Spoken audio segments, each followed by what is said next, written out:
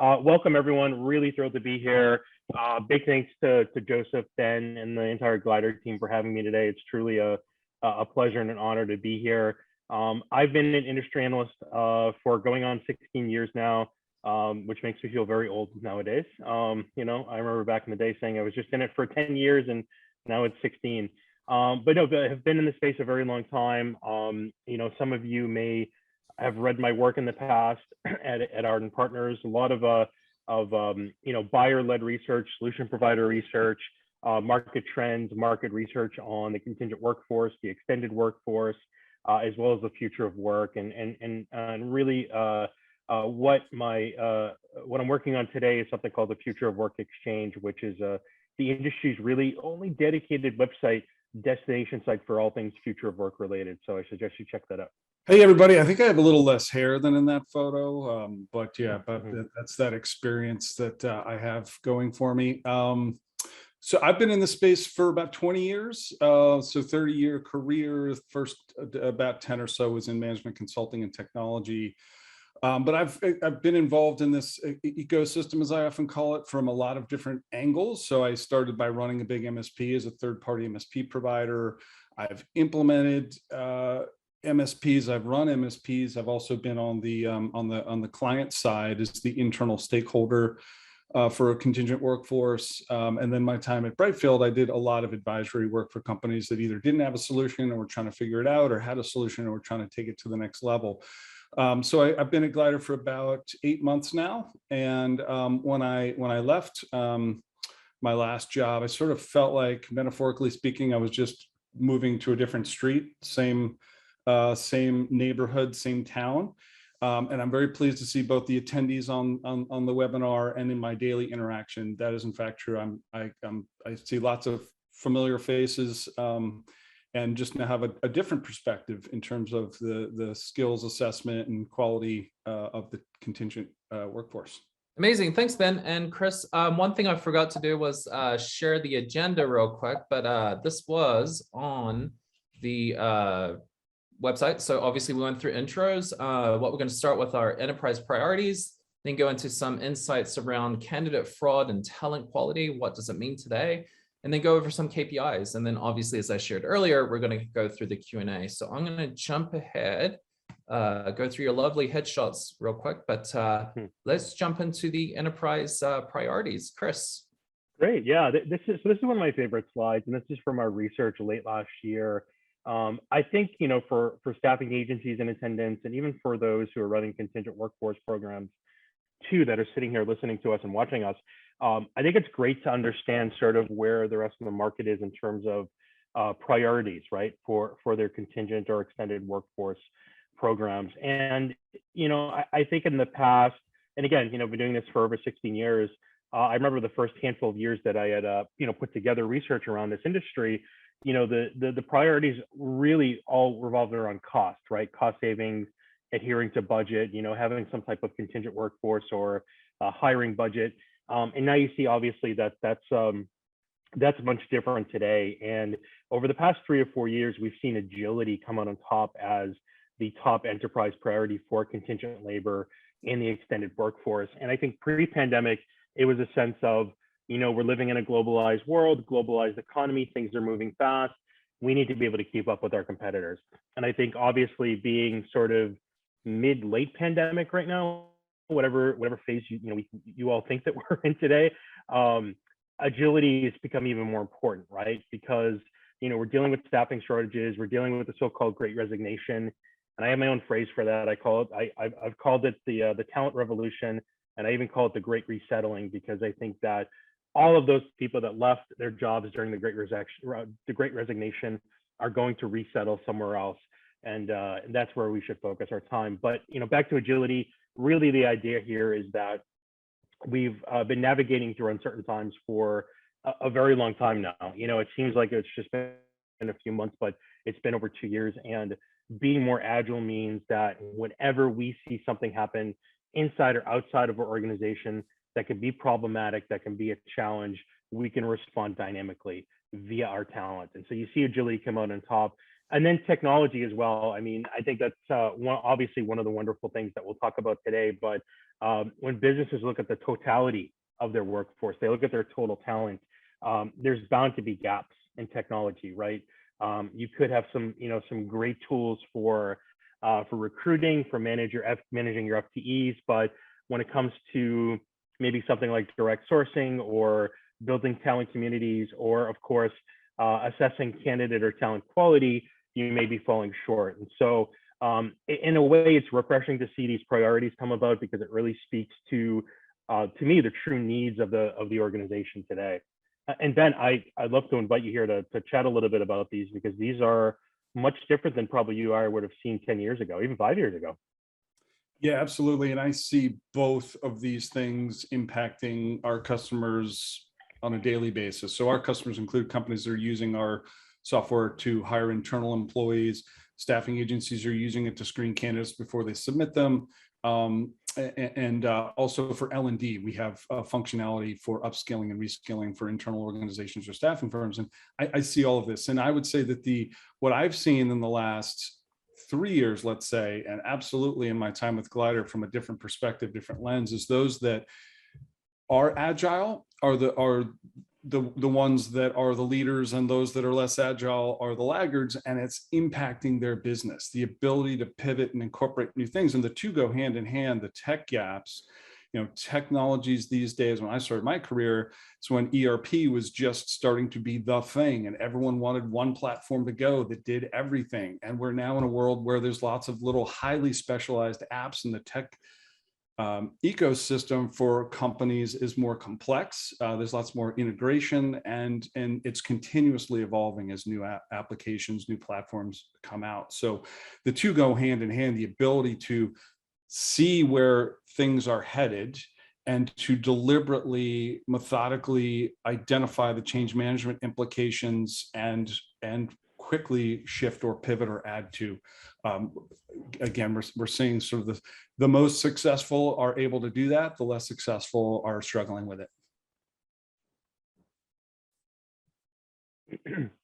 Thanks, Ben. Joseph, we could flip to the next slide. So we'll talk a little bit about accelerants here. And so, I mean, obviously, I sometimes call myself a future of work evangelist, right? That I'm just so passionate about the future state of work, work optimization, how organizations are essentially reimagining the ways they get work done. And so, over the past couple of years, we've seen these so-called accelerants. And I don't care what Microsoft Word tells me, accelerant is a word. We're gonna continue using it. But these are the aspects that I really feel, and I'm sure Ben would back me up here as well. These are aspects to the workforce and to the workplace and to business leadership that I think eventually would have come along, but they were accelerated over the past couple of years due to the ramifications of the pandemic. And these are some topics that, again, have just, you see them all over the place today. They're very hot for a reason, because they're very critical. Inclusive workplace environment. One of the greatest reasons, and it's very sad that this is not talked about as frequently as it should be. One of the main reasons that we saw the great resignation happening wasn't just because of wages or compensation. You have, I think, some very ignorant business leaders that think that, the people quitting are just looking there. They're greedy. They're looking for more money. But when you have a workplace that, the culture is terrible, you're not running a flexible workplace, it's not inclusive, why is someone going to want to spend their time there, right? And I think that that's something we all need to start really thinking about. Culture is very important today. Inclusion is even more important. And I think when you look at all aspects of the workplace, and especially what we've all gone through over the past couple of years, we're looking for more purposeful work, right? And you see that reflected in this very top accelerant here, a more inclusive, a more diverse, more flexible workplace environment. Empathy-led leadership, it's funny, and again, I'm sure, Ben and I were talking about this together 5 years ago. We would be, if someone told us Ben and I 5 years ago that we'd be talking about empathy on a webcast, we would probably laugh, because we couldn't think of that. But that is literally one of the biggest pieces of the future of work puzzle today. The fact that that both workers and in functional business leaders, they want more empathy-led leadership. They want more humanity within the workforce, within how they work, how they get work done, how they communicate and collaborate. And if you see flexibility there, personal perspectives of workers, all this comes together, just essentially saying, we want more humanity in the workplace, right? And I think that needs to be reflected in the way that we find talent, the way that we engage talent, the way that we integrate that talent, we onboard it, right?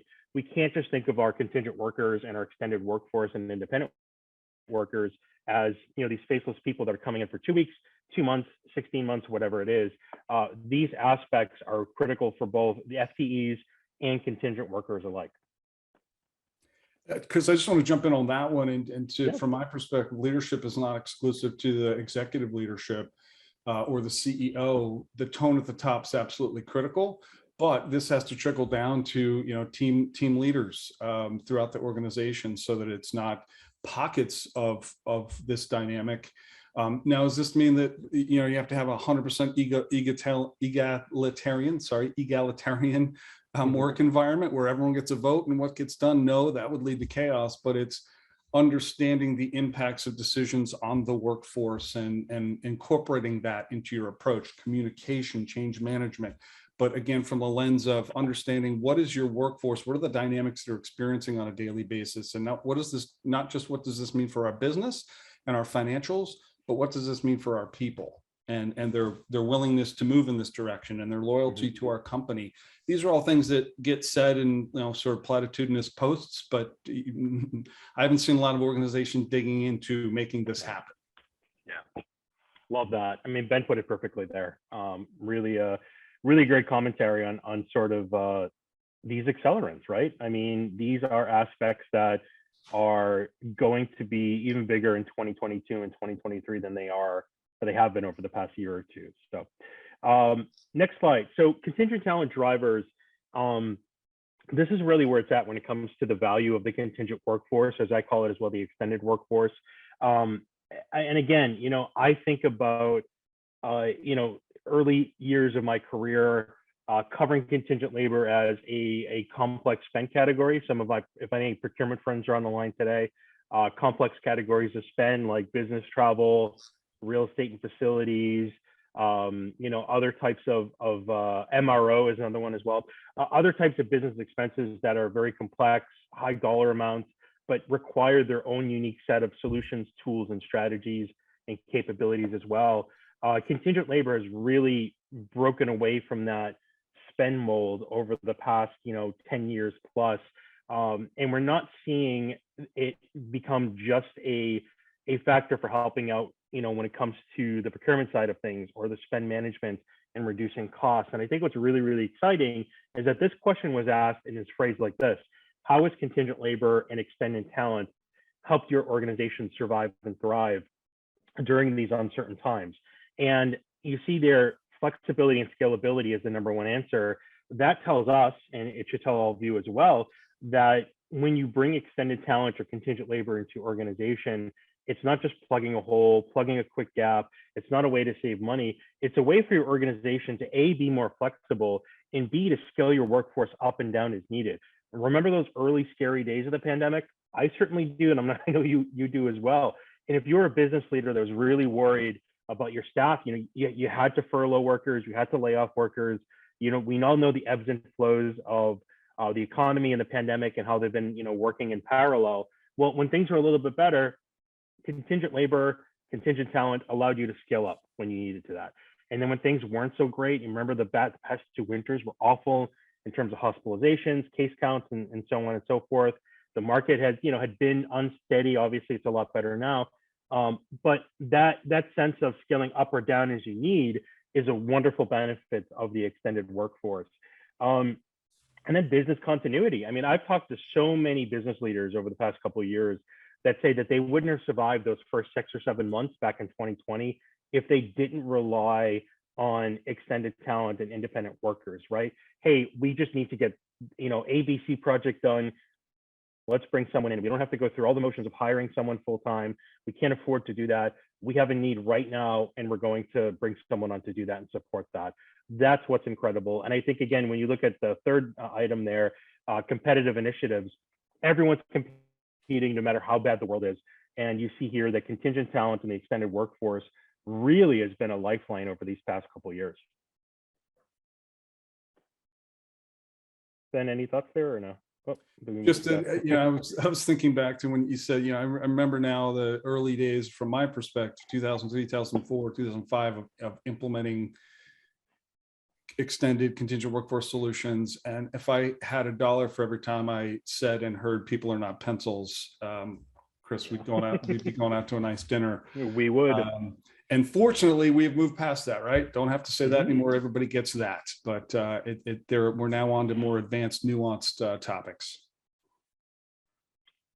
Yeah, I've heard that phrase so many times. Thank you for reminding me, Ben. Should get T-shirts with that printed on it. All right, moving on to our next section, candidate fraud and talent quality.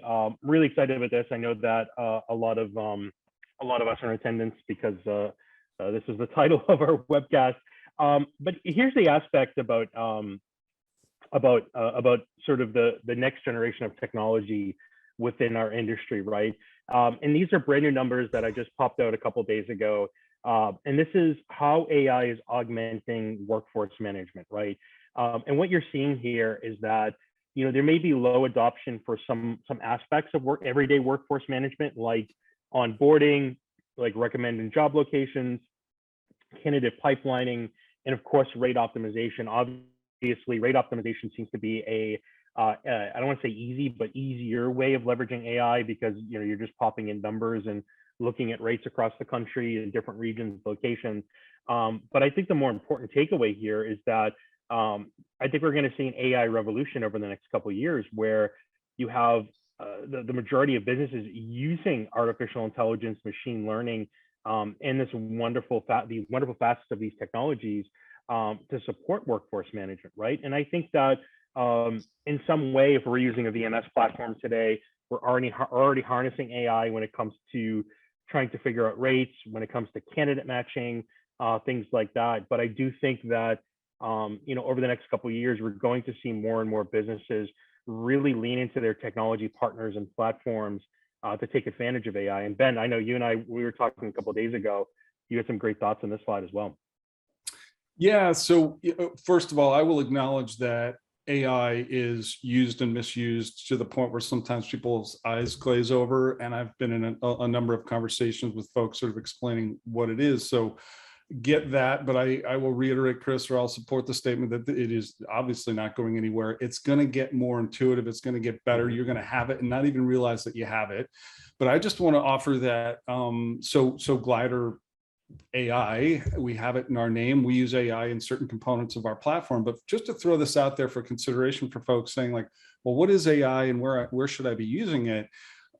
There's a few key criteria. One is where there's a high degree of variability in a process that people are doing, and there needs to be consistency. So these folks do it this way and somebody else does it that way. It really needs to be done consistently. Perfect. And then where there's it's time consuming and or expensive for people to do it. And it's a repetitive thing where there's high degree of predictability of inputs and outputs. So think about that in your processes and look to ways that you can incorporate it. And so if folks are talking to you about AI and you want to know, well, what is that? Have them explain it to you from a process or a software functionality perspective to eliminate the nebulous sort of vague references to AI and get into use cases and practical applications of AI. Thanks, Ben. And this, I think, is a great bookend to what we were just talking about here, because on that same path, looking at some of Ardent and future of work exchange data, when you look at some of the deeper elements here that could be supported by AI, you see okay adoption, you see some low adoption here and there. We'll save talent fraud because that's another discussion. Let's save that for last here on the slide. But even, resume parsing and screening, and bringing in DE&I data, learning and development, talent nurture, which I think is very critical. I mean, I know a lot of you out there, maybe more interested in direct sourcing as well. I mean, direct sourcing obviously is very hot for a reason because it is one of the more revolutionary ways for organizations to take advantage of talent communities and known talent, and being able to serve as their own recruitment firm when they want to bring non-employee talent into the organization. But you see so many facets of measuring talent quality, assessing candidates, validating their skill sets here that will be augmented and supported by AI over the next couple of years. And I think the top one here, talent fraud, that's something that's not talked about enough. And I find myself, again, wonderful conversations with the Glider team very frequently on just how critical talent fraud is, how easy it is for some candidates to, essentially misclassify their skill sets and all of that. And I think it's wonderful to see that when we look over the next couple of years, AI is going to markedly improve the mitigation of talent fraud risk and detecting talent fraud as well. And obviously, Ben, at Glider, one of the specialties of the platform, right? Yeah, absolutely. And that is a significant component of the AR within our platform is automating the detection of things like someone giving someone support by monitoring voices in the background, by tracking facial and eye movement. So it's emulating sort of what if someone was in a test center, they should be looking down at their screen or their paper, right? So we're continuously evolving our platform to get ahead of this. We often refer to it as a cat and mouse game. And I'll give you an example of what we're working on right now is one of the things that some of these stories are amazing. And I'm sure lots of people have heard some of them and experienced some of them, but in an interview process, you have a candidate on the screen and they're giving you their answers, but they're lip syncing when someone else is in the room or someone's in remote, maybe on another machine, and they're lip syncing. And so it's funny to hear people who know that this has happened with them. And at first they think like sort of, oh, is there an internet glitch here? Is there a lag? But we're building functionality to detect lip syncing. We're continuously identifying what are the things that people are trying. And it's unfortunate, but it's a reality. I see this every day. In our platform, what are the things that people are trying to do? And this is a function, just very quickly give you like context for this. So remote workforce, obviously people are in their homes and they're not around other people. They're not coming into testing centers. They're not coming in for in-person interviews nearly as much as they used to. For a while, not at all. And so that's one of the dynamics. And then there is a massive demand for tech talent, right? And we cannot fill all of that, as noted in BLS data, the Opens jobs report, unemployment reports. There is not enough tech workers to go around, I should say qualified tech workers. So you have this cohort of people who are like, wow, people are getting paid crazy money to go do this job. I've taken a little course online and maybe I'll give this a shot. There's a group of people just below the qualified who are marginally qualified and below that not qualified at all that are trying to cheat the system, if you will, whatever that system may be. So this is an important part of quality management in this world. Unfortunately, it's just the reality that we live in. So some of these visualizations we can aggregate two things. First, the top image is showing where is their talent quality, hot spots of candidates from a volume perspective and from a score perspective. And then the one below is where are the hotspots of cheating. So at this sort of global view, it's hard to decipher big, heat coming out of the Northeast or the entire eastern half of the US in this image. But when you click into it, you start to see, okay, for whatever reason, this is where we're seeing more of the fraud detection. So we want people to get ahead of it. We want people to be prepared for it and not to have to watch an entire 30-minute testing process. So we flag the things when they occur so you can go right into those and ultimately feel really good. This candidate worked independently. They scored well. I feel really good about engaging them, hiring them, submitting into a customer, whatever the scenario is. Ben, should we be worried that it's concentrated where we live? Not at all. Not at all. No, not at all. Yeah, I mean, in that view, it looked like the entire half of the United States had issues. But. Right. No, that's wonderful. And I'll be honest too. I mean, I just saw those images just a couple of days ago, and I was blown away really at how effective the Glider system is at being able to put that together for its clients. So. And so we're all along here with the technology conversation as well. I mean, obviously, these are three solutions here: VMS, MSP, and RPO that have long been powerful entities in helping organizations not only address talent, but address how work is done. And selfishly too, I see some some wonderful VMS and MSP friends in attendance, like Dave Putt and Jody at GRI, Leslie Otto as well. Thanks for joining us today. Appreciate you guys taking the time to visit us. But look at VMS, MSP, and RPO, right? I mean, these have become the dominant solutions, and over time, we've seen the adoption of these solutions grow and grow and grow. And I think what's really interesting here, and we'll keep this one a little bit shorter. I think these solutions are evolving alongside the market, right? Particularly in the side of VMS, getting more involved in the extended workforce, not just the contingent workforce, offering functionality to help with things like direct sourcing, to help with DE&I, to support remote and hybrid workplace structures, and then obviously the MSP. I remember writing an article about 3 or 4 years ago stating that the MSP model was beginning to change and evolve as it should, right? And again, we're seeing wonderful things out of these types of solutions, including RPO as well. Yeah, if we can go back to that last slide, just one real quick thing to say, and specific to talent quality, there are a number of different ways to apply talent quality, right? And systems that ensure talent quality, but I'll give you my glider-centric perspective that this is a new offering, is a new thing you can have in your talent acquisition process.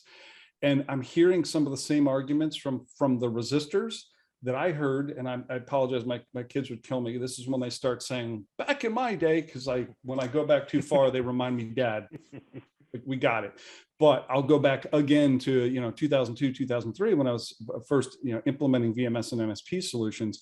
I'm hearing a lot of the same arguments. And if you look at the growth curve of MSP and VMS, I would say it's ubiquitous. Is it 100%? No, but it's pervasive at best, or at least rather, it's pervasive. Everyone's accepted it. Organizations, staffing agencies, MSP providers, buying organizations, everyone's adapted to it, right? But it's interesting. I'm hearing the same sort of arguments for, this breaks my process, this adds costs, this is, hurting me, not helping me. We hear that in pockets, and we can address that when we get into it. But the companies that are embracing it, just as those that embraced MSP, embraced VMS, and changed their business operations, changed their training processes, changed their communication approach, those companies are doing really, really well adapting and adopting these solutions.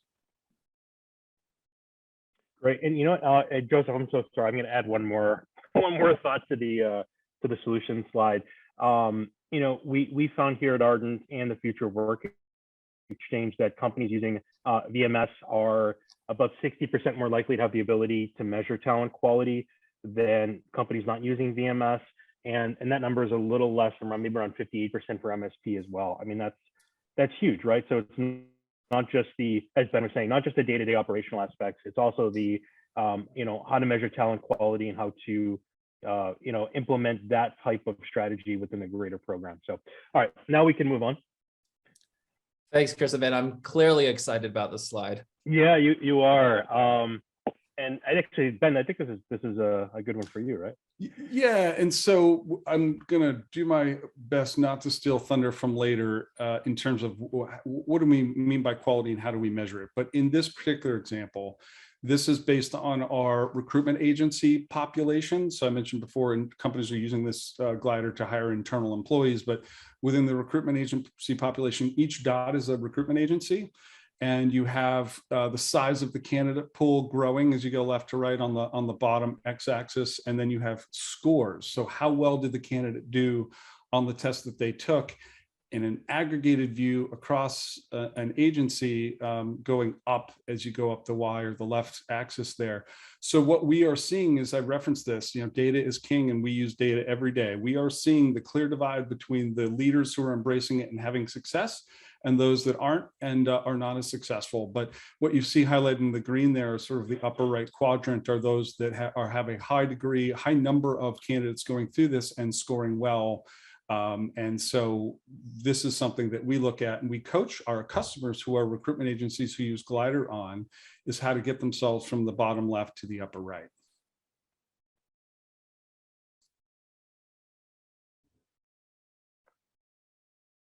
KPIs, one of our favorite conversations next.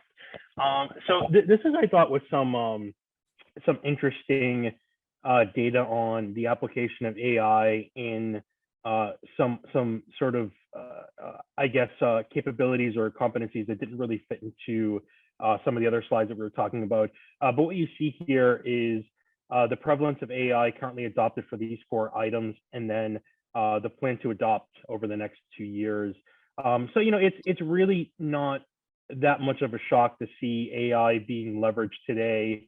Not quite heavily. You've seen the majority there for reporting and analytics. I mean, a lot of analytical and BI tools are fueled by AI and machine learning, whether the user actually realizes it or not. Ben, I think you said that, sometimes users, they don't, they're using AI and they don't even know it, right? Performance benchmarking, obviously, that's huge as well. But I think what's really, really interesting here is when you look to things like scenario building, predictive retention, right? Can we leverage AI in-house to figure out what our workforce is going to look like in a couple of years? I mean, to me, that is a big piece of the future of work puzzle. We look at a volatile labor market, right? We look at the ages of some of our workers, on both scales. Maybe some are close to retirement, but we know that some of the younger workers, unfortunately, are more likely to maybe only spend 2-3 years at one organization at a time. And maybe putting all that data together and letting AI lead us and give us a more vivid picture of what will our workforce look like 6 months from now? What will our workforce look like 2 years from now?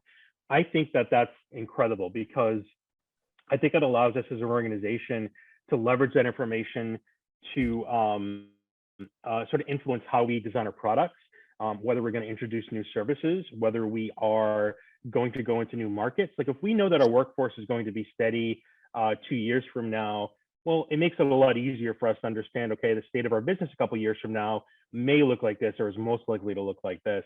So that predictive retention using AI for that, I think, is pretty incredible. And obviously, like Ben here, I'm a huge nerd when it comes to AI and this stuff. So I could talk about it all day.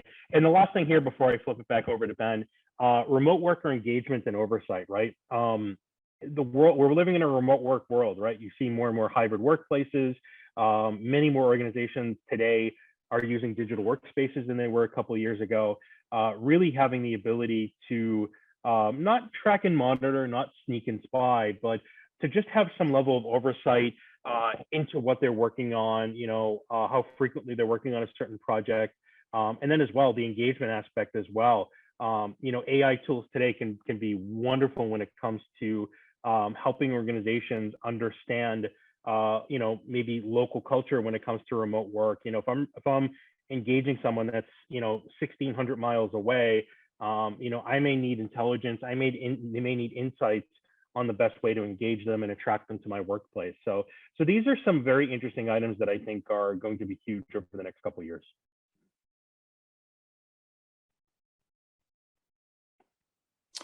So I'll cover this slide and try to go through it as quickly as possible, but essentially, for what is quality and how do you measure it for the workforce, both employee workforce and contingent workforce. And there are process or efficiency metrics that are equated to quality, things like how quickly are we doing this and how successful are we in terms of the percentage of candidates that we submit, getting interviews, those that get interviewed, how many are hired. So you can glean some metrics there in terms of talent quality, the quality of a candidate pipeline if you're a recruitment agency.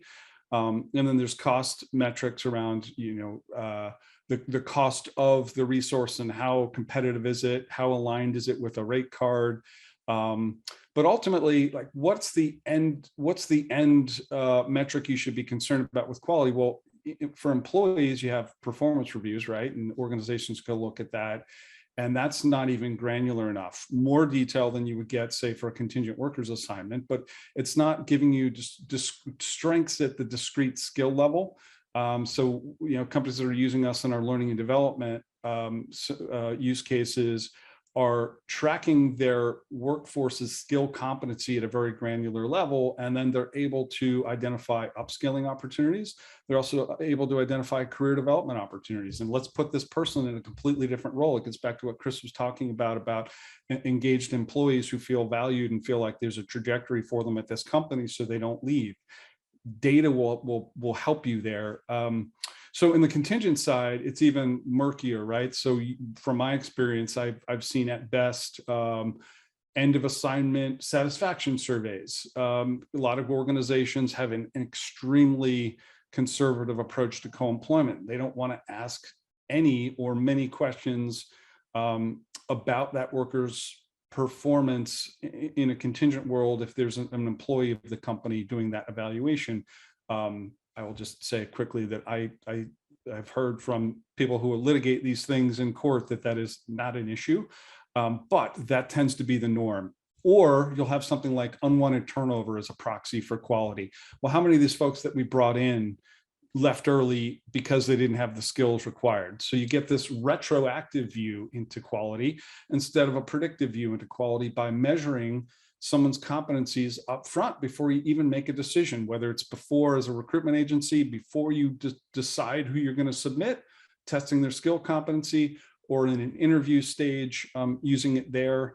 But that's the granularity that you need to have a true sense, both from the employer perspective, recruitment agency perspective, and MSP perspective.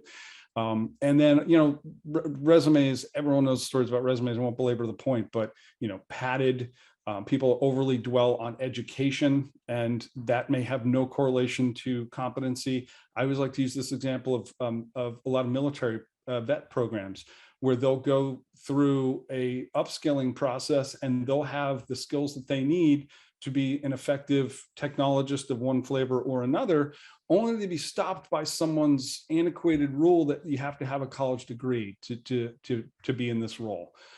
So, move away from resume and education requirements. Where did they go to school? What did they study? Focus on what can they do and what value can they add to my organization. So when this is a leading metric, you have a lot more predictive data to ensure that you make better decisions. This is just an example of our data. You'll hear this from me again and again, and I am a data nerd like Chris.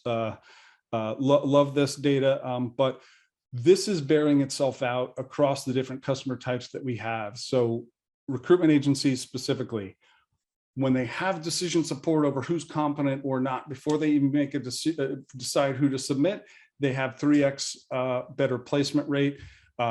Walk-ins, by the way, we've seen organizations double their walk-in rate because they've submitted a candidate where they can prove their competency, and they're like, okay, great, we don't even need to hire them.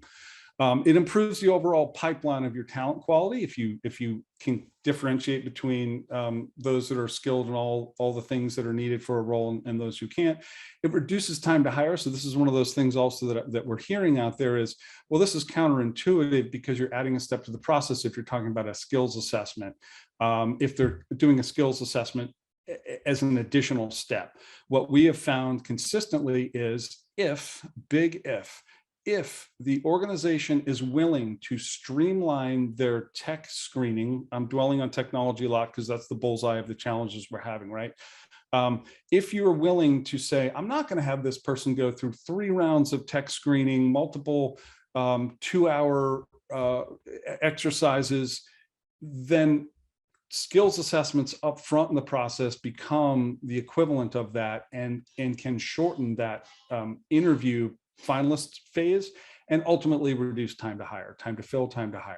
That overall cycle time goes down when the organization that's using this says, I am going to adapt my process. I'm going to incorporate this information I didn't have before and change the way I conduct business to leverage what I have now available to me. And the last one is candidate satisfaction. Man, I don't know how I'm not keeping track. Joseph, cut me off if I'm going too long, but this is the crux. So this is everyone on this call knows this is a delicate ecosystem, right? And we've had times of very low unemployment rate and economic prosperity, and that creates one dynamic. We've had situations where no one can get a job, no one's hiring, and I've seen several iterations of this in my career. One of the challenges today is these candidates have lots of options, and they either can go to a job where they don't have to do something like this, or they can, or decide, yeah, okay, I'll take this assessment. I see the value in it. Ultimately, what we prove time and again is that when a candidate goes through our process, they get a 10-point scale that allows them to give us feedback on their experience taking our test. They give us written feedback about the nature of that test, and we have 95% candidate satisfaction for those candidates who take the test, and that's huge. Awesome, Ben.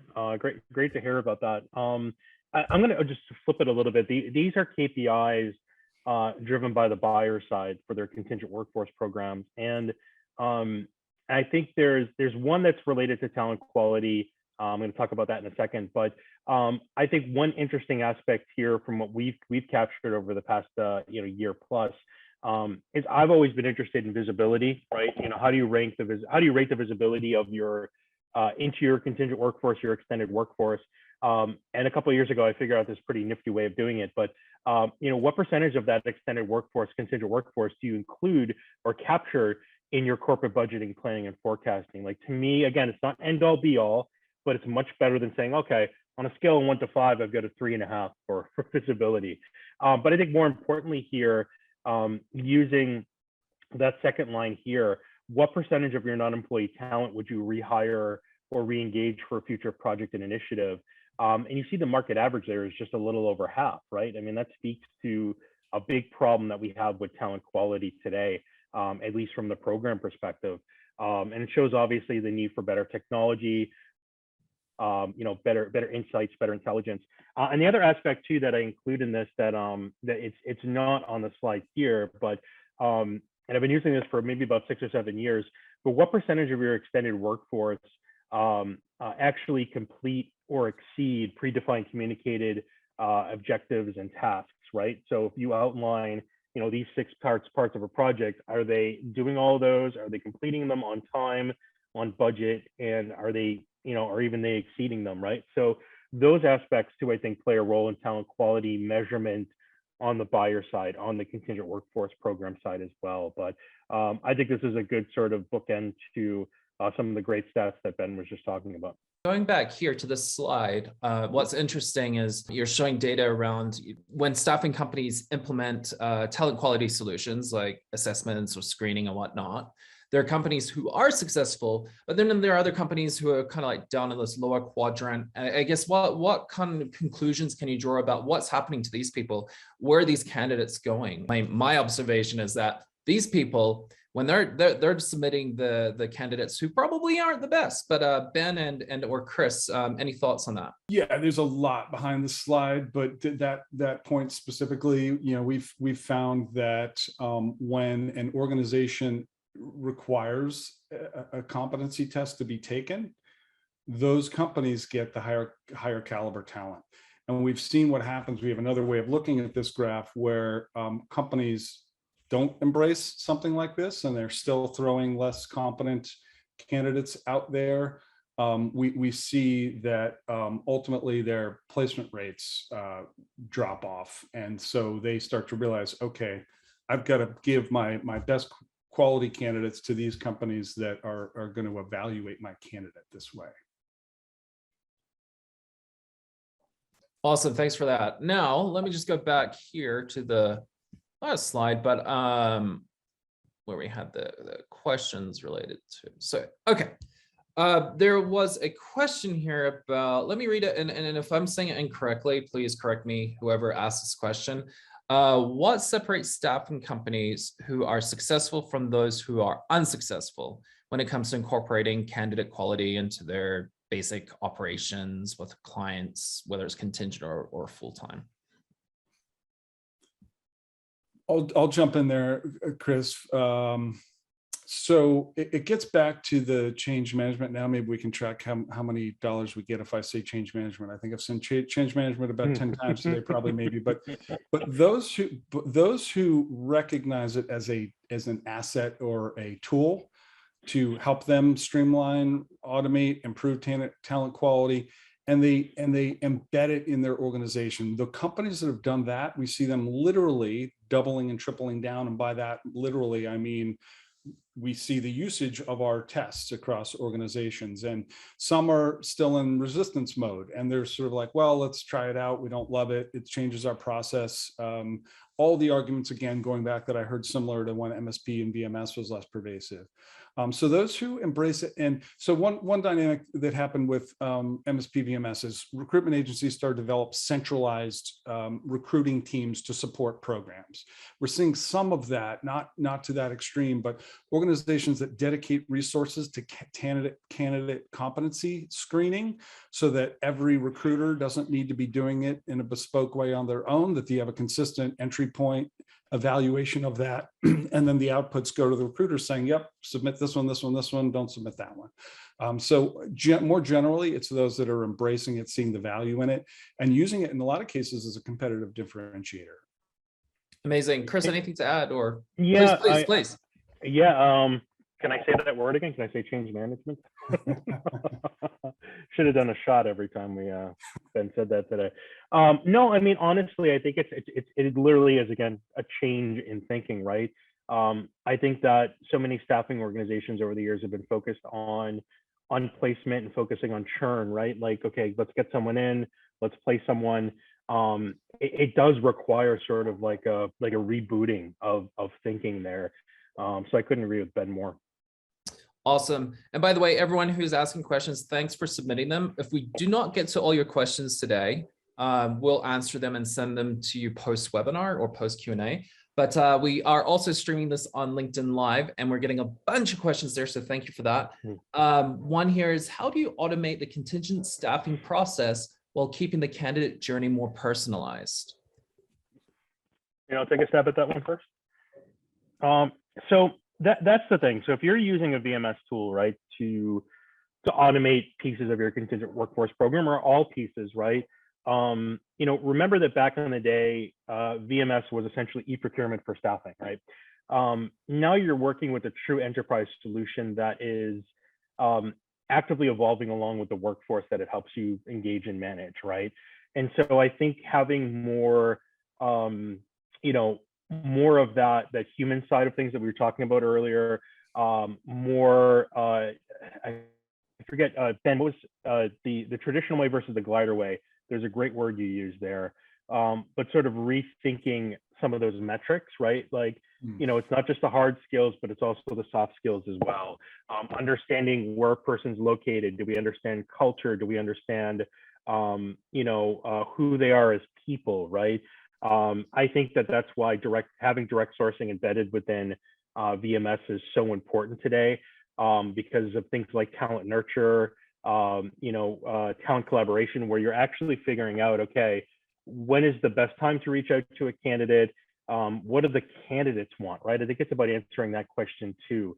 So there's a lot more to the VMS than just automating pieces of contingent workforce management. And obviously, you get additional value if you're using glider as well. Not trying to pump you guys, but that's the truth. I love that. Hey, sorry, go ahead. Real quick. So I think candidates don't necessarily want a human to always talk to them, but what they absolutely don't want is a one-size-fits-all, where you're not applying AI to make it personalized. It doesn't have to be a human doing something, but it's personalized. You're asking me questions that are appropriate for me, and you're giving me contextual questions based on my answers. So I'm not filling out some form that's highly irrelevant to me, and I feel like, okay, I'm just going into a big pile. They don't get who I am. And that's where the value of AI can kick in, where it can create a personalized experience without having a human be involved in every step in the transaction. Brilliant. And by the way, Jody, thank you for submitting your question. I've unmuted Jody, our friend Jody Mohammed from GRI. So please go ahead. Jody. Awesome. Thanks so much. Well, first of all, gentlemen, all three of you have done a fantastic job today. Great information, great dialogue. My question centers around, as we move towards assessments being based on skills and their competencies, there's a lagger in that dynamic, which is the job description, right? The job description forever says 8 to 10 years of X, Y, and Z. So what are your thoughts in trying to really help our talent acquisition and HR business partners really understand the importance of beginning to modernize job descriptions to coincide with what I do believe is exactly where the industry is headed, right? Which is based on skills versus years of experience. Yeah. Chris, I'll jump in, but if you want to go, No, I feel like yeah, that's a you, Ben. so Jody, I love the question. Every organization I've ever encountered in the 20 years in this space is defensive about their job descriptions, and that's because 9 times out of 10 they're not very good. In fact, they are harmful in creating negative perception of candidates if the requirements are too massive, too broad, and it's typically not a reflection. So we love job descriptions in one regard, because when we're building out a test for a particular role, we get to see the key skills that are in there. But what we use it for is, out of a 2,000 word job description, typically there's about 10, 15 words that are critical to us.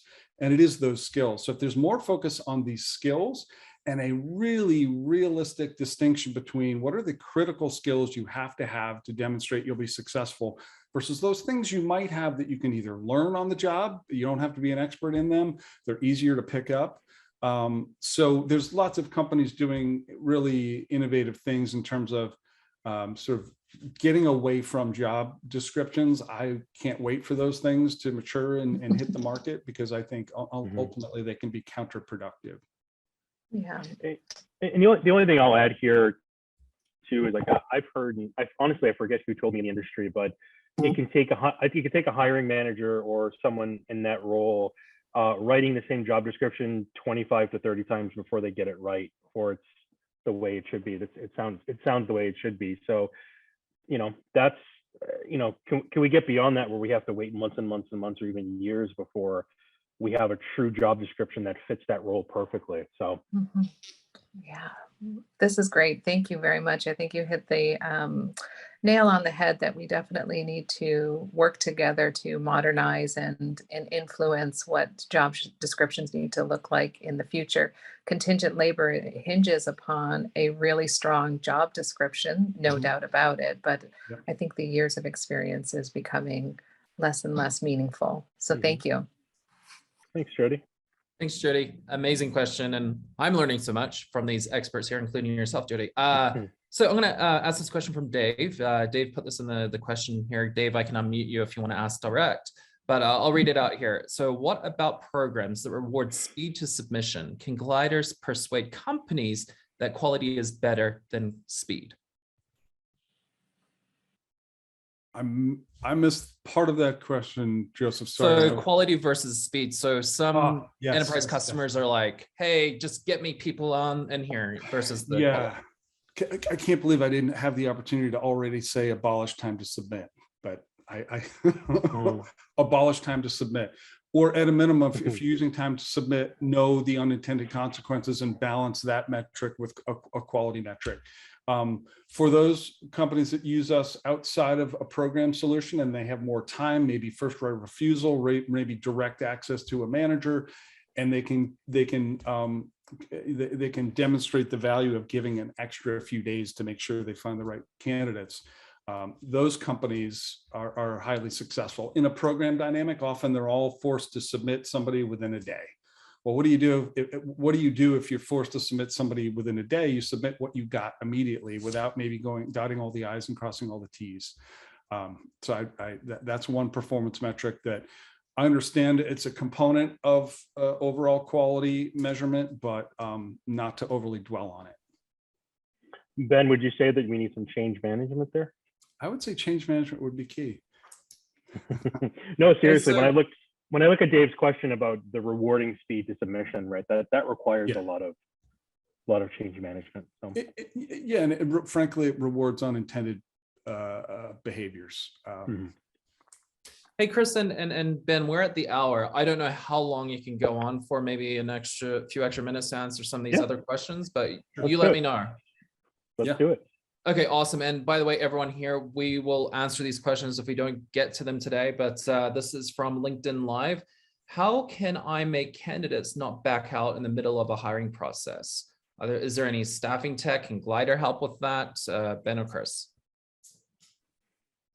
I'll just jump in to say transparency of what that process is going to look like. I'll state the obvious and say, when you can streamline that process, don't require a 3-step tech screening interview process. But I think transparency is key. If you tell them up front, for this organization, this is what's going to happen, and this is how long we think it's going to take, and sell to the candidate the way I've seen staffing firms sell to their customers, and they are really good at it. Change in perspective. You're going to have to sell this candidate on why they should take this job, and so that's my initial thought.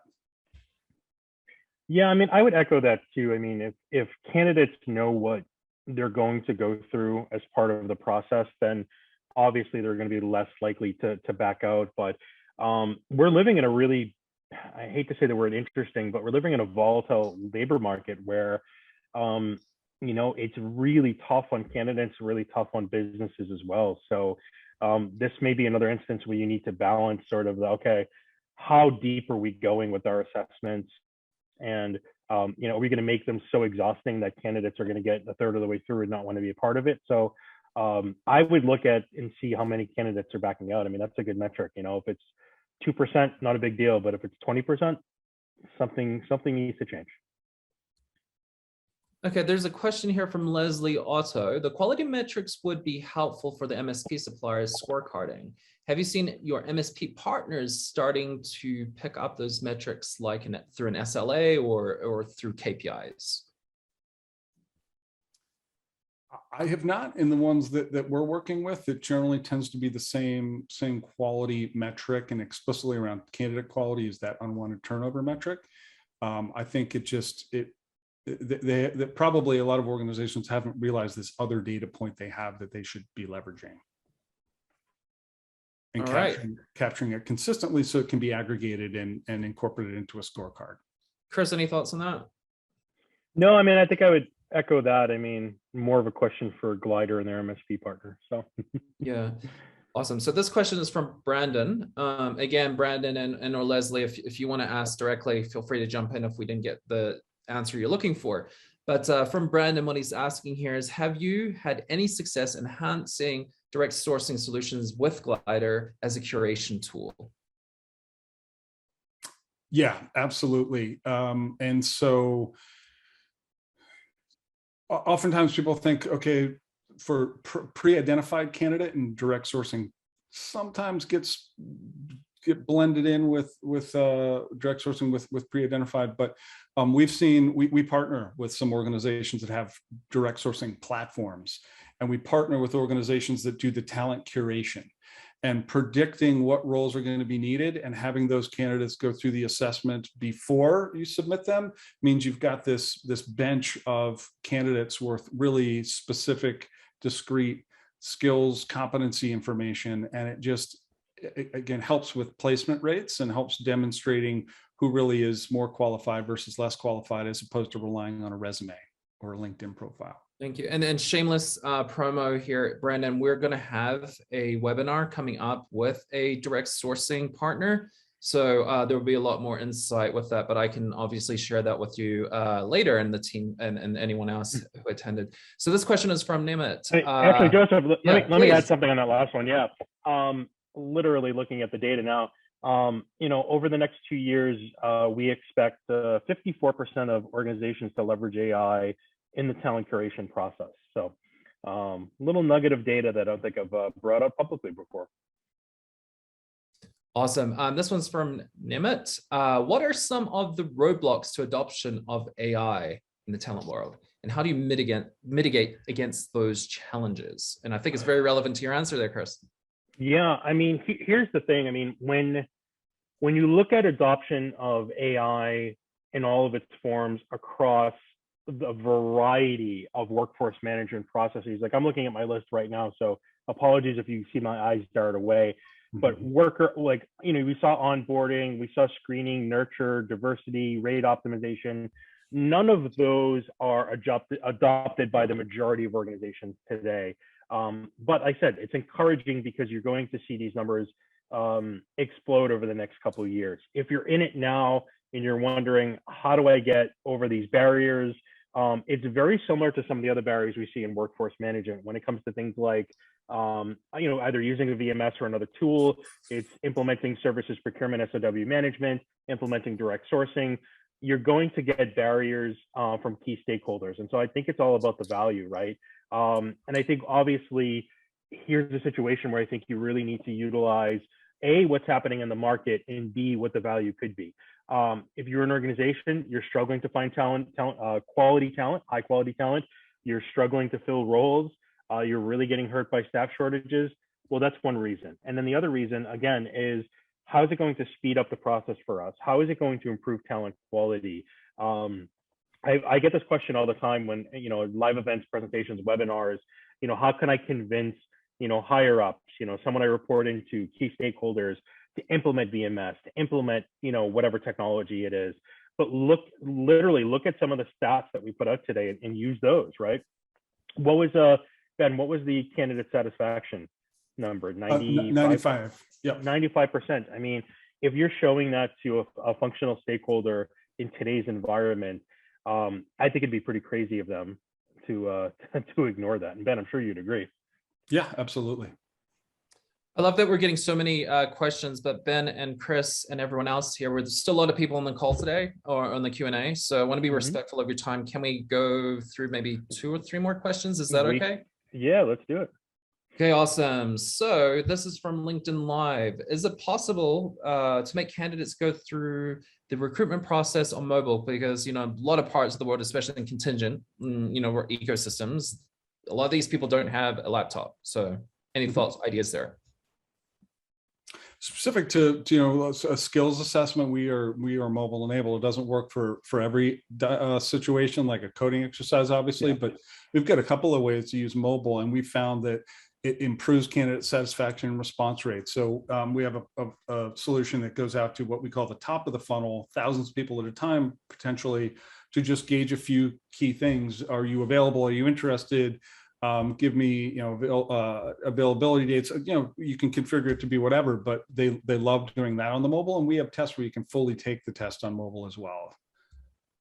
Awesome. This question I thought is very interesting. Well, obviously because we spoke about it, is beyond background checks, how can you stop fraudulent candidates throughout the interview process or hiring process?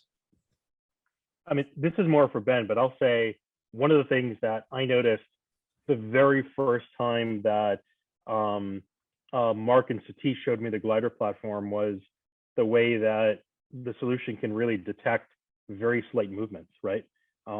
During the video screening process, right? I mean, that just from me being an outsider, right, and seeing that solution for the first time, but I have to imagine that's one of dozens of different functionality that you guys can use. Yeah, it's amazing the iteration of our proctoring functionality, even since I've been here. But another component to it is making sure you have it throughout the process. So there's various steps at which you can have that fraud happen. Person who you submitted their resume, somebody else took the test. Person who took the test was not the person who showed up for the interview. The person who interviewed is not the person who showed up for onboarding. We have, we have functionality that allows you to confirm with certainty the person is the same person every step of the way. And so we've heard a lot of stories where they love our fraud detection pre-hire or offer of a contingent assignment, and then somebody else shows up. We're actually working on onboarding functionality. This is the final step in the process to make sure that all of the other controls upstream weren't for naught, because then suddenly somebody else shows up for the assignment or the job. Maybe this is the last question, because I know that we're really tight on time here. Because of your talk about change management a lot, one of the questions here is obviously related to change management, is digital transformation of the recruiting process. How do I start the automation process? What steps should I go through? Oh, I see the question, going online from manual to automated. I see that in the chat. Again, I mean, my answer at least is very similar to what I just said before. I mean, you're using spreadsheets, you're using manual methods. You're losing out on time. Time is the biggest thing, right? And then B, how can you really measure quality if you're not using technology to do that, right? I think it's just, it's mind-boggling to be in today's day and age and not have some level of automation. And what's really sad is that there are a lot of hiring managers, there are a lot of HR, talent acquisition execs that have to work with what they have. They have to do more with less, right? But again, look at the market we're living in, look at just how many organizations are struggling with staff shortages, people leaving, resignations. You have a talent revolution happening, and if you're not automated and you're not able to tap into the ways that candidates want to be engaged and they want to be attracted to your organization, then I think you're going to be left behind. My advice would just be very quickly, don't nibble at it, treat it as an important initiative. And I started my career as a process analyst and coming in before new systems implementations. Break it down into process steps, look at cycle time for process step, look at defect for process step, look where you can squeeze out cost and buy time through automation, but it's got to be a methodical approach. And then once you've done that, it's the communication and change management. It's not the build it and they will come. Tell them what you're going to do, tell them again, do it, tell them what you did, and have recurring training to make sure there's high degree of adoption. Awesome. Ben, Chris, thank you so much for your time today. Thank you everyone for joining. Thanks, everybody. This was and then fun. a few quick things. One, we will be sharing the recording of this. Two, all the questions that we answered today and the questions we didn't answer, we will be following up with those. So you have all the insights that you need from these two amazing experts. And then one more shameless marketing promotion plug here. If you like today's session, thank you for joining. We also have another session coming up on May 19th, and I will send the details for this. But this one will feature our CEO, Satish Kumar, and then CEO of Candidly, Jan. I always say his name incorrectly, but Chris, I said your name correctly today. But we've got more and more of these coming up. So thank you again for joining. So make sure that you tune in for the next one. But thanks, everyone. Thanks, everybody. Thank you, everyone. Take care.